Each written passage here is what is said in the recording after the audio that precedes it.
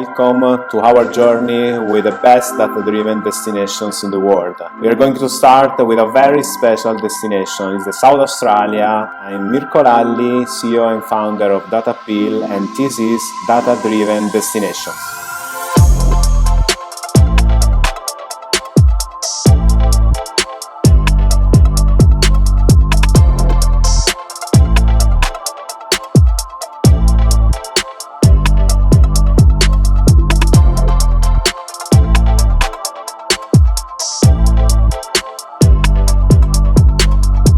Welcome everybody, this is the first episode of Data Driven Destination. We are here today with a very special guest.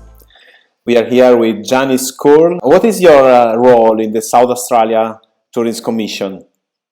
Thank you, Mirko, and hello everyone. My name is Janice, and yes, I work for the South Australian Tourism Commission based in London, but looking after markets not only in the UK and Ireland, but also Northern Europe, and also Italy and France as well in continental Europe. So we are very curious. There is a lot of things that as an Italian I want to ask to Janice. So just to start, tell us a little bit about Australia. So what is your value proposition? Why people want to come to visit Australia? Well, interesting question, especially as I am Australian living in the UK.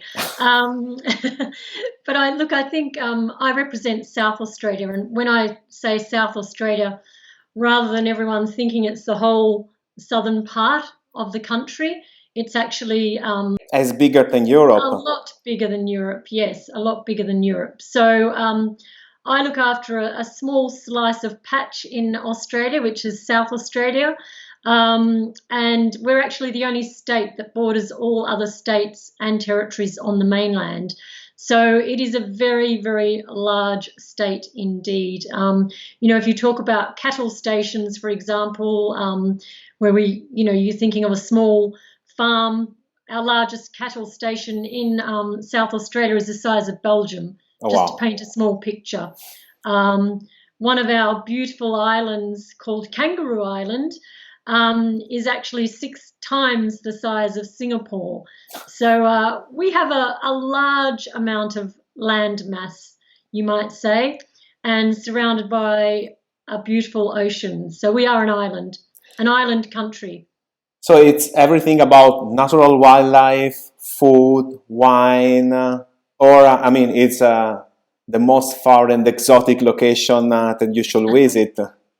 I think so. And actually what makes South Australia in particular really special is that it is like a microcosm of the whole of Australia. So once you arrive in Adelaide, which is Australia's vineyard capital, and we all like wine, and I think we say that wine comes from the best places. I'm sure you'll agree with that, Mirko. Absolutely. So once you arrive in Adelaide in South Australia, you have everything on the doorstep. So, we have 200 cellar doors within 1 hour's drive of the city. We have a beautiful outback where people can really get back to nature and explore the outdoors, about a 5-hour drive north of Adelaide. And then, we've got a spectacular coastline, but we also have an island called Kangaroo Island. And, if you want to see nature and wildlife in its natural habitat, this is the place to go in Australia. There's tens of thousands of kangaroos, koalas, echidnas, which are like anteaters, I guess you'd like to say. Yeah. Colony of rare Australian sea lions. And, I know you're sitting in Italy, Mirko. It's where Italian honeymooners love to go. Yeah, I saw that. I have a question because I can anticipate that. What really happening with the Italians and the Kangaroo Island? I saw that we can anticipate a little your strategy. You are making a very good use of data. So you are drafting a profile for each market. And I saw the profile about the Italian, and there is the hero experience is the Kangaroo Island. So every Italian loves go to the Kangaroo Island. Why, in your opinion? Well, it's fascinating, isn't it? I think probably a lot of Australians don't know where Kangaroo Island is, but it's something that has struck with the Italians. And, I guess over the years it has been really one of our core focuses of promotion. Um, as we're living in a world where we can all go on holiday pretty much anywhere in the world, and there's so many Of amazing course.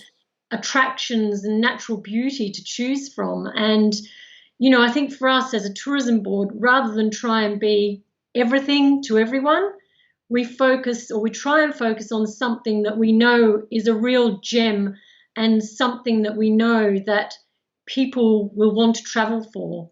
And the sight of seeing Australia's wildlife in its natural habitat and guaranteed sightings is something that is really special, to see furry koalas or kangaroos on the roadside is really something special. And when you have the type of accommodation to match that and Oh, you're you immersed already in convinced nature, me. So, okay. here we go. Getting to the point, I saw a lot of things. You are one of the best destination in terms of your strategic usage of data and transforming data in useful insights from your strategy, your marketing, and even distribute data to help your, the final operator in the field, so the hotels or the groups or the tour operator. Um, why can you tell us a little bit more? So how do you use data? Which data you are using? Yeah, obviously, data is really integral to our whole business planning for the year. And I guess, without big budgets, we need to be very, very targeted in our approach. So we use a range of data each year, and we review that regularly. We use Adobe Analytics, for example. We really, I guess, compare year on year data. We consider different interests in what people really come to Australia for, and we draw insights from that data. And, there's quite a lot that we can actually draw from. We also are very reliant on what data is available to us from Tourism Australia, which is the National Tourism Board, of course. And they have a consumer demand project, actually, which was set up in 2012 to really look at how global consumers view Australia, what motivates them to travel, what they're looking for in terms of when they visit Australia compared to other destinations. And we get a really, really good profile of our international visitor across all markets. So this research is conducted over probably 11 or 12 key global markets so that we can really drill down with those insights and really tailor our marketing for individual markets. So what When I you talk might about markets, do you talk about specific countries or, region like Europe, US? So you have a specific market for France, Italy, UK? correct. Yeah. That's So, amazing. for example, my marketing, I'll have a consumer profile for marketing in the UK, which will be quite different to the consumer profile from Italy or France, for example. So, if you look at France, we Do you tend remember where exactly is different? What is the key differences? From Italian and um, France, for example. yeah, look, I'm looking really in terms of the actual profile of the visitor. If you're looking at France, for example, it's probably for South Australia in particular skewed a bit more towards the youth target segment, whereas Italy is probably more along the lines of luxury, definitely honeymooners, as we alluded to before. But we do have a lot of data on our fingertips that we can really use, and that really helps us to make informed decisions about where we spend our money and also where we should be spending our money as well. With paid search, social, native advertising. I think digital and that type of advertising is really cost effective for us, and it allows us to reach a broad range in terms of audience, but we can really drill down on a targeted segment to make sure that every dollar we spend is working. That's amazing. I mean, it's a sort of dreamland to me to hear that destination is so amazing in the usage of data. And I mean, you learn a lot of things, I think, in the last years. And what are your major learning that you, I mean, use it that something unexpected even to you, so that data led you to discover something new about some market, for example? Yeah, I think, if we look at the last year, we've all learnt a lot, haven't we? I think the one thing that we have all learnt is not to take life for granted, for one.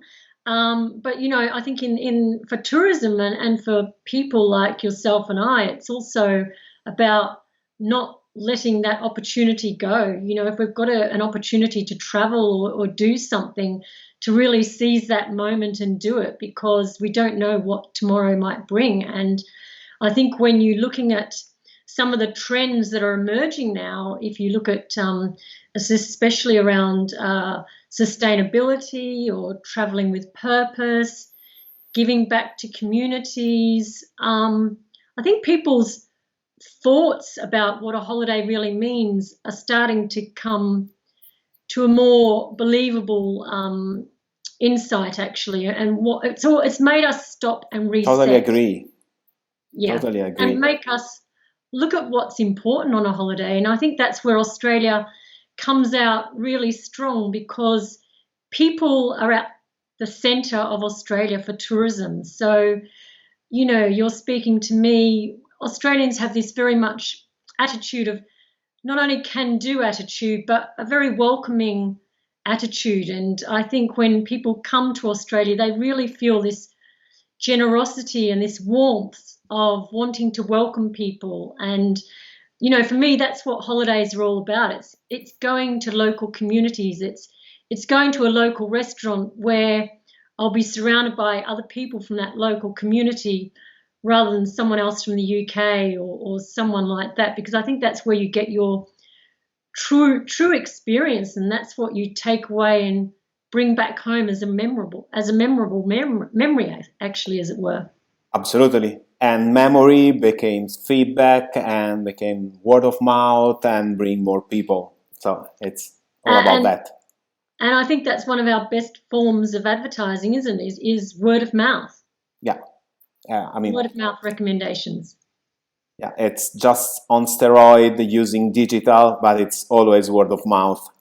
Absolutely. So you use a word, you talk about sustainability, and I use that for making another question, because I read a lot about your Tourism Plan 2030, and I would like to ask what are the key aspect of that plan. So what are the most important things that you are working on for that plan, for the 2030 Tourism Plan? And I mean, it's come to my mind another question. What role is the sustainability in that plan? I think it's important considering your positioning. Of course. So, yes, the 2030 plan, that has a lot of feedback from a lot of stakeholders. So our team in Adelaide will do a bit of a roadshow of sorts to all regions throughout the state and talk to key stakeholders throughout all the regions. So it's not just Adelaide. So it's grassroots, it's a sort of participative plan. Absolutely. So there's a lot of feedback from industry. So it's not just, someone sitting in Adelaide making these decisions, which is really important, because what might be important in one region might be less important in another region. So it's really bringing together a lot of feedback, and there's a lot of workshops that are undertaken from a broad range of people, which I think is really a great catalyst for what we're actually doing and what we set out to achieve in South Australia. And then, and that's not only brought about because of feedback. There's a lot of research and insights, again, back to understanding the consumer's behaviour, and also looking at gaps, looking at where there might be gaps for potentially hotels in an area or infrastructure or, any of these things, development of different product that might not even be existing.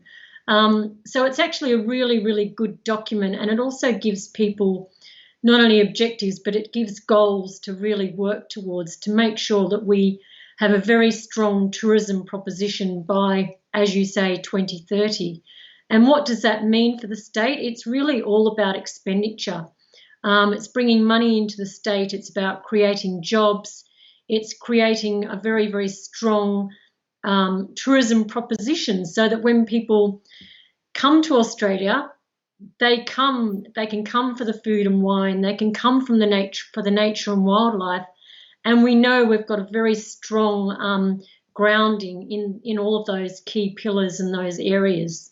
You are saying in a very simple way, and it's a little revolutionary. So what you say is not just promoting what you have, but filling the gap between what the offer is asking and what the demand is offering. So it's even that is a data-driven process, because you need data to analyze the demand, and you need data to analyze the offer and then fill the gap. So wow. It's amazing. So I would like.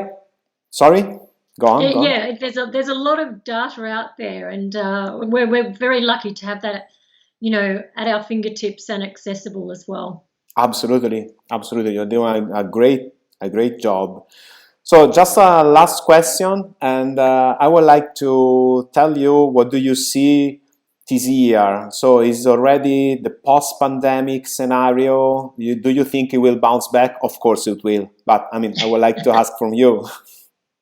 Absolutely. Look, I think people want to travel, and actually, if you look at the last 12 months, I think we all just want to get outside into the outdoors. We want to reconnect with family and friends, because people is what makes travel. And I think community, culture, nature, wildlife, we can't get enough of it. And I think, when you're stuck inside and you see all these beautiful images around the world, but for me, it's about reconnecting with people. And I can't wait until we can travel again. I think what we also are seeing is that people will really go and make the effort to go into communities and not just focus around the cities. So, when we hear about over tourism of past, and obviously you have that in Italy, with the likes of Rome and Venice and places like that.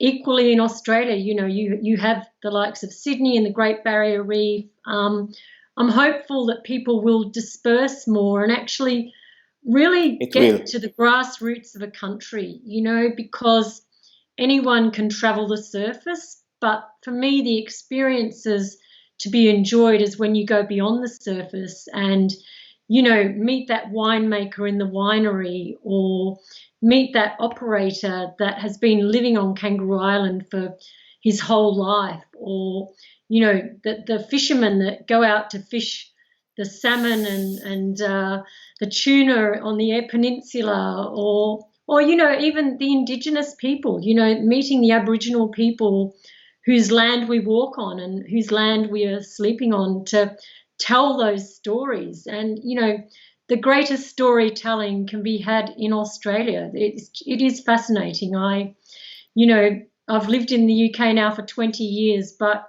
Australia is home. The smell of the gum trees and the bush.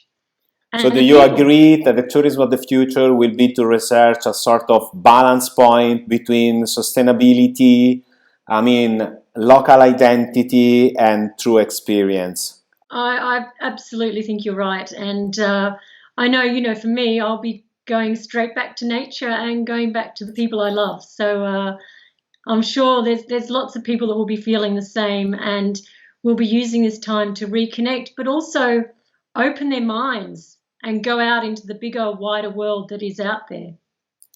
I totally agree. I'm we are already saying, analyzing data that is already happening. So people is moving from the mass market destination, is moving, spread a little more in the destinations in the territory, even here in Europe and in Italy. So if you have a massive amount of territory, as you said, and I think it's a great opportunity. So thank you, Janice. We go a little longer, but it's very interesting.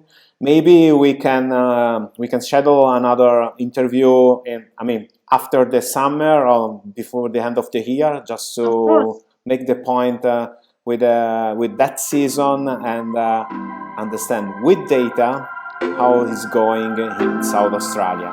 Thank you again, Janice. Thank you for having me, Mirko. Thank you.